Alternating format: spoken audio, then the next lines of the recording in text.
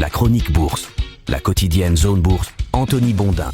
Bonjour et bienvenue dans ce point de marché Zone Bourse du jeudi 29 août 2024 qui s'appelle Nvidia 8 mai. Difficile en effet d'échapper à Nvidia ce matin, le groupe américain qui est la nouvelle rockstar du marché a publié de très bons résultats mais communiqué des perspectives un petit peu moins explosives que prévu. L'un dans l'autre, le titre est sanctionné hors séance mais on ne peut pas dire en tout cas à ce stade en Europe que la publication a créé un traumatisme sur les marchés actions. Comme les investisseurs boursiers sont obsédés par la Fed et par Nvidia, cette fin de mois d'août est quasiment orgiaque pour eux. Et oui, après la position tout en câlin et en guimauve de la Banque centrale américaine sur sa politique monétaire future, les financiers trépignaient comme le labrador devant le bruit du paquet de Royal Canin sortant du placard en attendant les résultats trimestriels de Nvidia.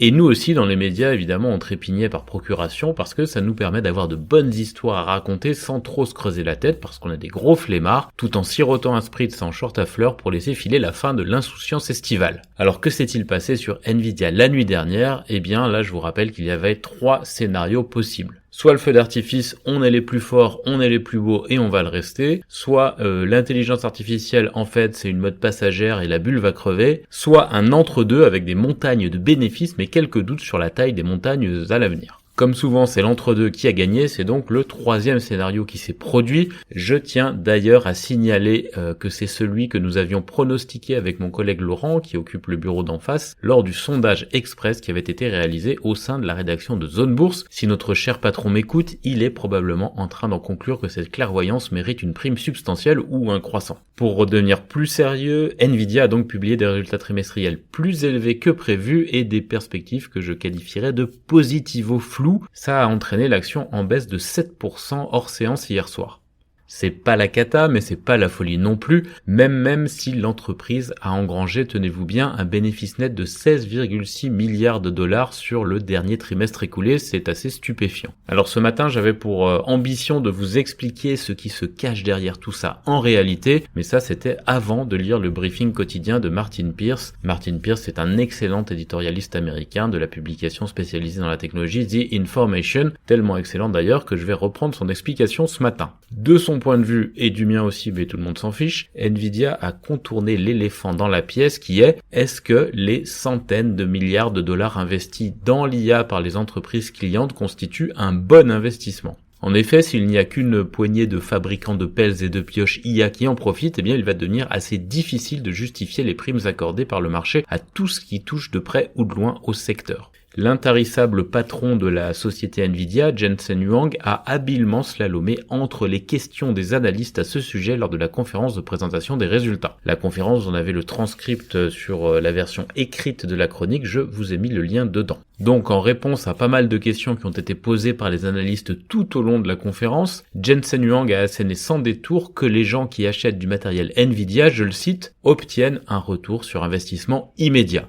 Pourquoi ? Eh ben parce que les gens qui investissent là-dedans ont des infrastructures plus rapides et plus à même de traiter de quantités énormes de données et que dès que de nouvelles capacités sont déployées, eh bien elles sont louées immédiatement parce que la demande est supérieure à l'offre. Alors oui, je sais, Jensen Huang n'a pas répondu à la vraie question qui est quel est le retour sur investissement de toutes les boîtes clientes de ces infrastructures qui développent des machins sérieux ou moins sérieux avec de l'IA.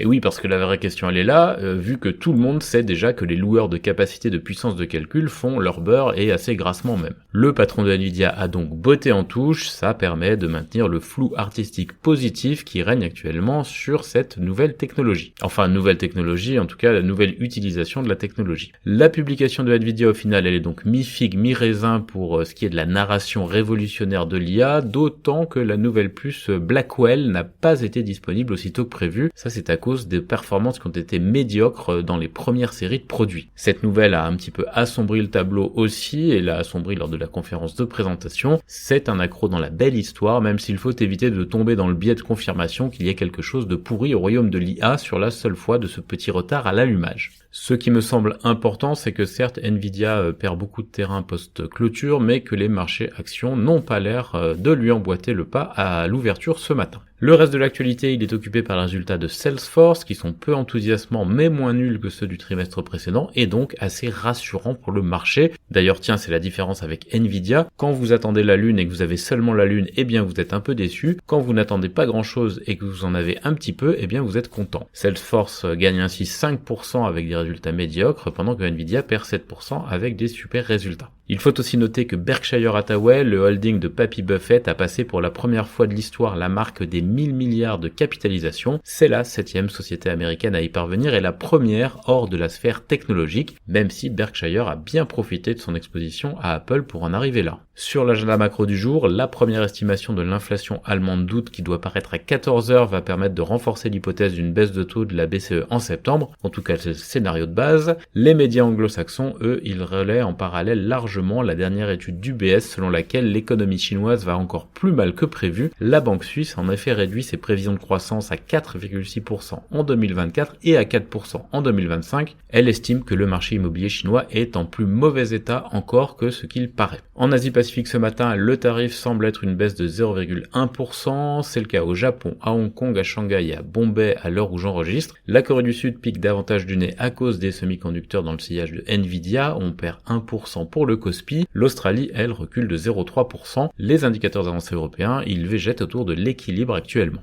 Sur le front des sociétés, en France, on a une publication du CAC 40 aujourd'hui avec un exercice décalé, c'est celui de Pernod Ricard qui a annoncé des bénéfices annuels en vive baisse après la normalisation du marché post-Covid. Chez Téléperformance, Thomas Mackenbrock, ex-Majorel, devient directeur général délégué. Accor a émis 500 millions d'euros d'obligations 2030 à 4,875% et Patrick Sulliot est nommé président de Vinci Construction. Par ailleurs, Eiffage a publié un bénéfice net en légère hausse au premier semestre et a confirmé ses prévisions. Dassault Aviation pourrait conclure la vente de 12 avions de combat Rafale à la Serbie cette semaine. ID Logistics a amélioré ses marges et reste confiant pour 2024. Viridien a remporté un contrat pour la fourniture de matériel Sercel à DMT et Afiren signe un nouveau contrat commercial aux États-Unis sur le marché de la nutraceutique. Enfin, Amoeba prépare le lancement commercial de sa gamme Axpera aux États-Unis et espère signer ses premiers contrats de distribution fin 2025. Parmi les autres publications du jour, on a Total Energy EP Gabon et Alan Holman Associates. En Europe, les immatriculations européennes de véhicules neufs progressent de 0,2% en juillet. Repsol annulerait la vente de sa filiale norvégienne selon plusieurs sources. Equinor annule des projets d'éoliennes en mer en Espagne et au Portugal. Et Brunello Cucinelli augmente de 19% son résultat opérationnel au premier semestre. Par ailleurs, Lonza a placé 2 emprunts pour 1,2 milliard d'euros. Adecco a nommé Martine Ferland à son conseil d'administration. Qiagen étend sa collaboration avec AstraZeneca et Medacta a réglé un litige de brevet avec Mighty Oak. Côté Amérique du Nord, on a eu pas mal de publications hier soir après la clôture. Parmi les valeurs qui montent après leur trimestriel, on a Affirm et Nutanix qui gagnent 15%, Salesforce plus 5% donc, et Viva plus 3%. À l'inverse, à la baisse, Okta perd 9%, Nvidia 7%, NetApp 5%, HP 4,5% et CrowdStrike 3%. Berkshire Hathaway, je l'ai déjà dit, le holding de Warren Buffett a donc passé la marque des 1000 milliards de dollars de valorisation pour la première fois. Le détaillant discount Big Lots envisage de déposer le bilan en raison de la baisse de ses ventes selon Bloomberg et Eneoc rachète les parts de Medallion et GIP dans Enlink pour 5,9 milliards de dollars. Enfin, Ford a réduit ses politiques de diversité, d'équité et d'inclusion pendant que Meta envisage de nouvelles lunettes de réalité mixte comme alternative aux casques selon The Information. Sur l'agenda des publications d'entreprise, il y a pas mal de noms aujourd'hui aux États-Unis. Dell, Autodesk, Marvel, Lululemon, Dollar General, Brown-Forman, Best Buy, Ulta Beauty ou encore Campbell Soup. Dans les autres régions du monde, Nippon Steel propose d'investir 1,3 milliard de dollars additionnels dans les actifs de United States Steel pour rassurer les USA sur sa prise de contrôle. Meituan flambe de 10% après ses trimestriels et l'annonce d'un rachat d'actions. La production mondiale de Toyota baisse pour le 6e mois consécutif en juillet. Le géant du platine Impala interrompt l'expansion de sa nouvelle mine en raison de l'effondrement de ses bénéfices et le bénéfice annuel de Qantas recule de 16%. Un nouveau programme de rachat d'actions a été annoncé par la compagnie aérienne australienne. Sur l'agenda des publications en Asie, on a Bank of China, China Life Insurance et Costco Shipping. Voilà, c'est terminé pour ce point de préouverture du jour. Je vous souhaite à toutes et à tous une excellente journée.